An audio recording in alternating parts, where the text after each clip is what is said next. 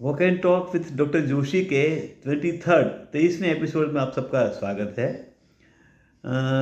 2 week के लिए doctor Joshi बाहर गए हुए थे, तो 2 एपिसोड बीच में नहीं आ पाए हैं और ये 23rd एपिसोड आपके सामने है।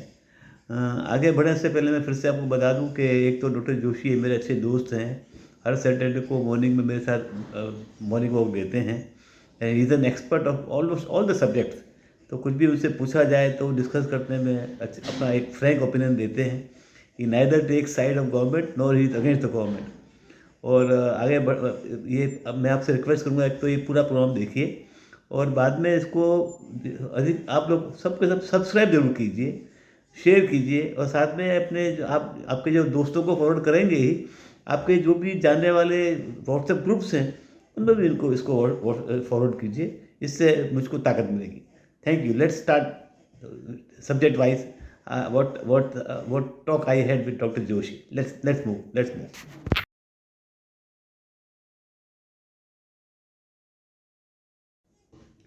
सबसे पहले आज सुबह घूमते में डॉक्टर जोशी के से मेरी जो बात हुई वो वंस अगेन यूक्रेन के बारे में थी।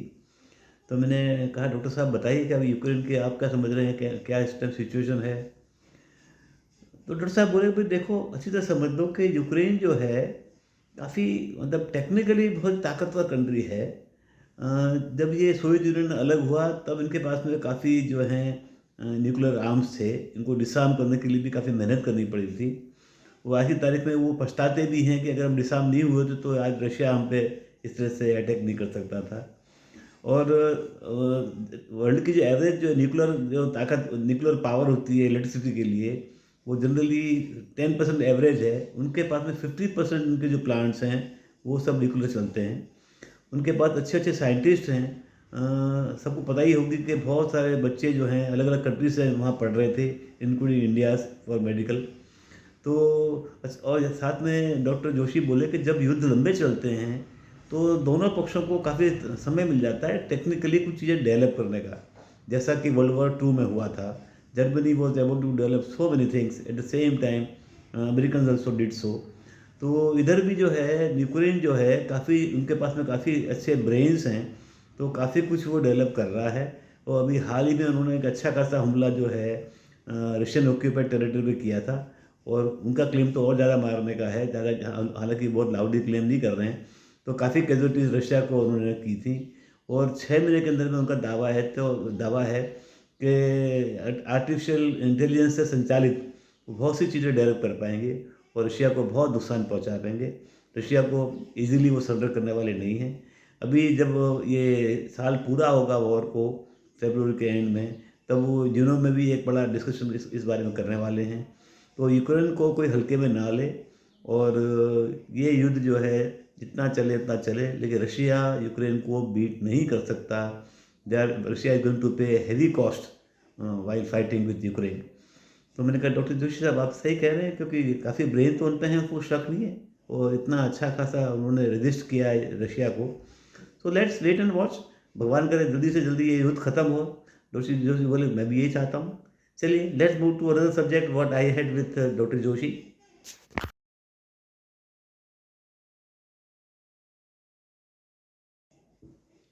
डॉक्टर जोशी के साथ मैंने अगला टॉपिक लिया, भारत जोड़ो यात्रा जो राहुल गांधी लीड कर रहे हैं।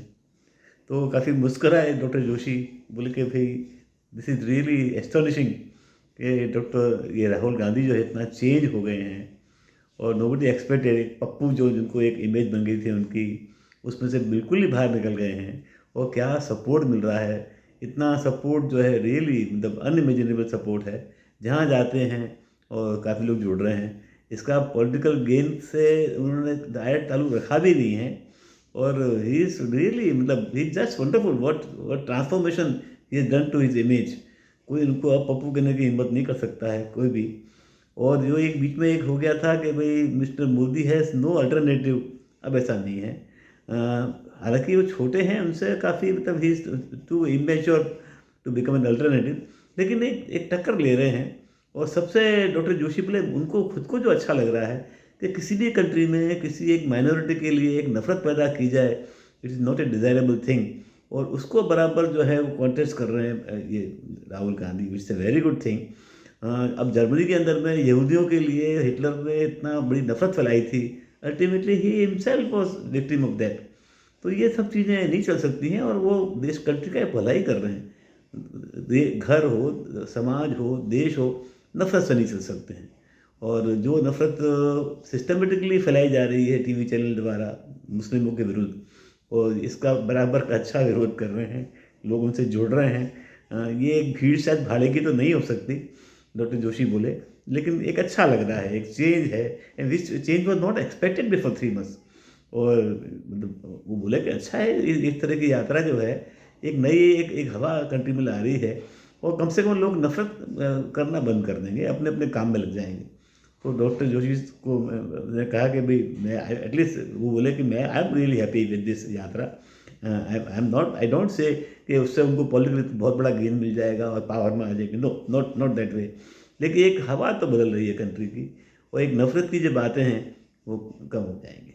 और ही सेज कि आई एम रियली एस्टोनिश कि भाई क्या चेंज लाए ये राहुल गांधी। ओके, तो उसको उनको और तो क्या विशेष वो देंगे, लेकिन ये कंट्री का माहौल बदल रहा है, डॉक्टर जोशी बोले। तो मैं भी उनकी बात से सहमत हूँ। चलिए आगे बढ़ते हैं, इससे और क्या डिस्कस हुआ।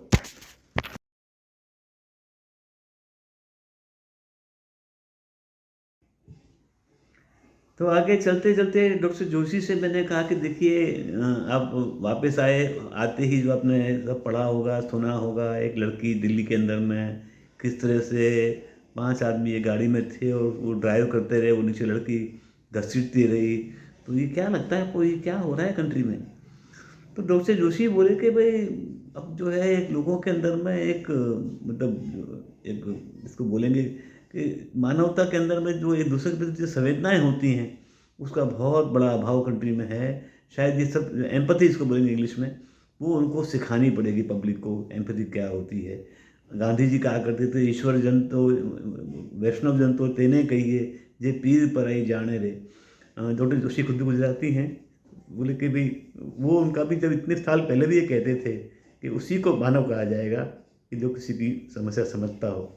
अब इस केस में 5 जने गाड़ी ड्राइव कर रहे हैं, वो लड़की नीचे घसीटे जा रहे हैं, पता भी है उनको, और नई नई बातें बाहर आ रही हैं कि वो बाद में तो कुछ जब बात रुक गए, किसी रिक्शे में भागे हैं, तरह तरह की बातें आ रही हैं। लेकिन शुरू, और पुलिस का भी जो शुरू शुरू में जनरली इंडिया में यही होता है कि बहुत पैसे वाली पार्टी कहीं इन्वॉल्व हो तो पुलिस उसको फेवर करने की कोशिश करती है। सब जगह देखा गया है, इरिस्पेक्टिव ऑफ दिल्ली हो, कोई भी वो स्टेट हो।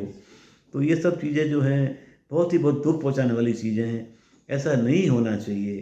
अभी जब भी कोई जो भी कोई आउटकम आएगा, लेकिन उन 5 को डॉक्टर जोशी बोले, मैं भी ये कहूँगा कि कड़ी से कड़ी सज़ा उनको होनी चाहिए, और किसी को कोई मर्सी नहीं दिखानी चाहिए। और लेट्स सी, लेकिन लेट्स होप कि सब अच्छे तरह से निकल जाए। लेकिन ऐसा कभी भगवान करे ऐसा किसी के साथ कभी ना हो। इसका आउटकम यही होना चाहिए कि लोगों को जो है एम्पैथी जो है हर एक में हो। अब कैसे हो, ये एम्पैथी की उल्टी कमी होती जा रही है पिछले 10-20 सालों से, ऐसा डॉक्टर जोशी बोले मैं देख रहा हूँ।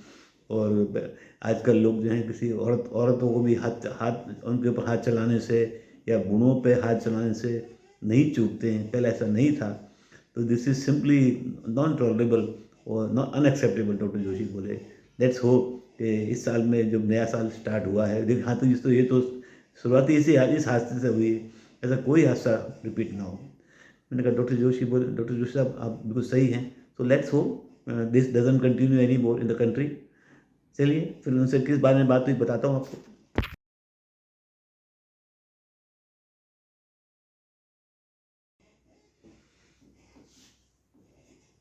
चलते चलते फिर मैंने डॉक्टर जोशी का एक और लाभ लेने की कोशिश की।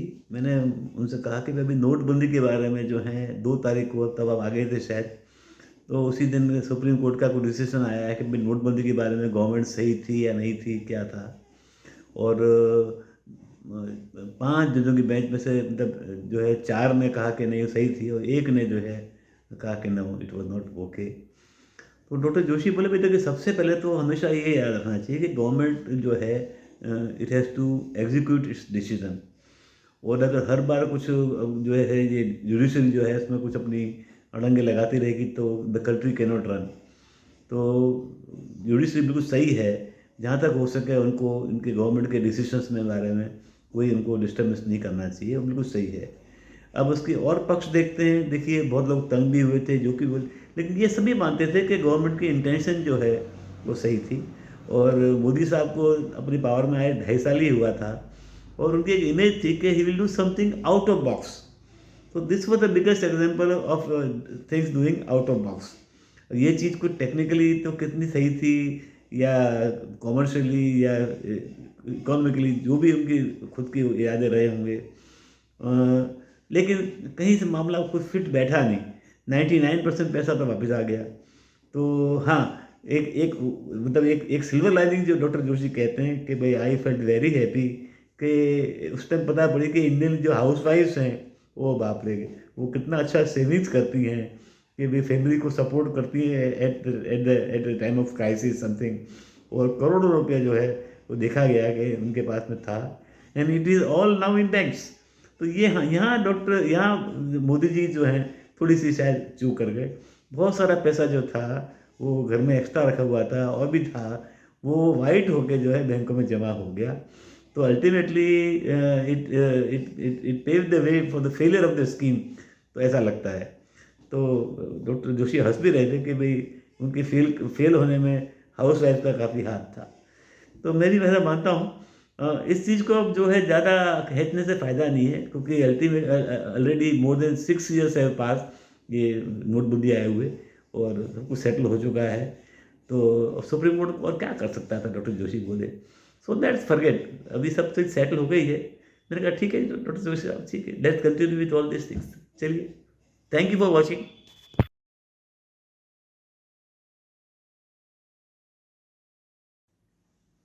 मैंने थैंक्स फॉर वॉचिंग तो बोल दिया, लेकिन अभी ठहरिए और देखते रहिए इस चैनल को। आज से हम एक नया इसमें एक फीचर शुरू कर रहे हैं, द न्यूज़ एनालिसिस। तो जैसे डॉक्टर जोशी हैं, वो अपने कमेंट तो देते हैं अलग अलग सब्जेक्ट पे, लेकिन कुछ चीज़ें ऐसी भी है कि उनके कमेंट्स की कोई ज़रूरत नहीं है इसमें। तो this is a section I am adding from this week, the news analysis. तो जैसे कुछ भी न्यूज़ आती हैं तो उनके ऊपर जो है हम कुछ अपने आपको बताएंगे भी, और कुछ छोटा मोटा कुछ एनालिसिस देंगे आपको। चलिए, let's start with some airline incident happen recently.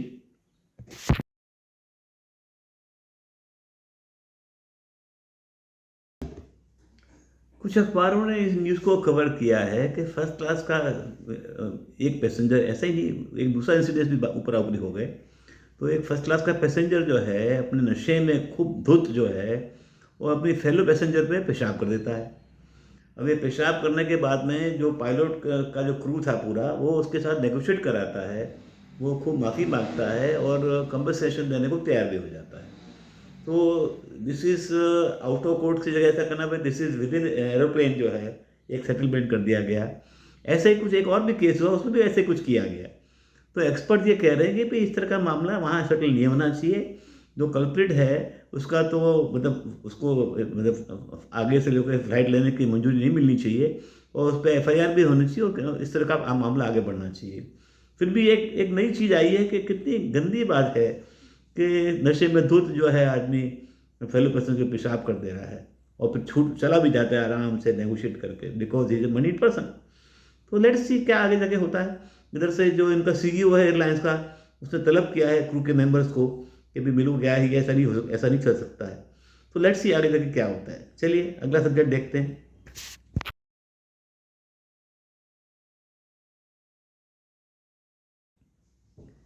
एक इंटरेस्टिंग न्यूज़ आई है।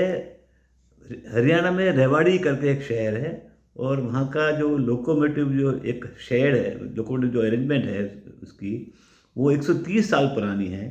और सारे लोकोमोटिव इंजन जो हैं वहाँ पे जमा कर दिए गए हैं।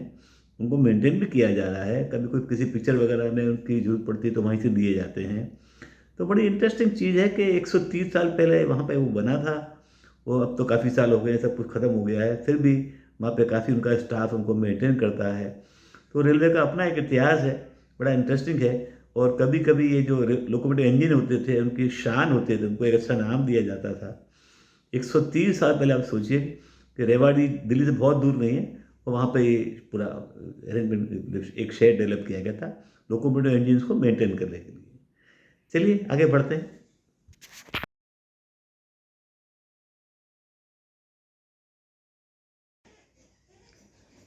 अगली न्यूज़ है विंटेज कार्स के बारे में, फॉलोड बाय दैट इंजन मामला। तो ये बड़ौदा जो शहर है, बड़ौदा का स्टेट जो है ब्रिटिश के टाइम में बहुत फेमस स्टेट था और एजुकेशन में भी बहुत काफ़ी आगे रहा है। और उसी स्टेट की एक शौक भी काफ़ी हुआ करते थे उनके राजा महाराजाओं के बड़ौदा में, विंटेज कार वगैरह सब मेंटेन करने के। तो उन्होंने अभी 3 दिन की एक एग्जीबिशन की विंटेज कार्स की, और 200 कार्स वहाँ डिस्प्ले की गई। उनमें बड़ौदा की जो खुद की ओन की हुई कारें थी वो भी उनमें थी। और जो लोग भी देखने आए थे वाह, ते एंजॉयड के क्या भूतकाल था इंडिया में राजाओं का। एक से एक बढ़िया कारें वहाँ पे थी, और साथ साथ में कुछ मोटर बाइक्स भी पुरानी वहाँ डिस्प्ले में की गई थी। तो इट वॉज ब्यूटीफुल साइट। तो अभी तो ये शायद पूरा भी होने आ गया होगा। देखिए, वेट कीजिए, अगले साल 2 साल में फिर कभी एग्जीबिशन आएगी तब सोचिएगा देखने का कुछ। So let's go to next subject.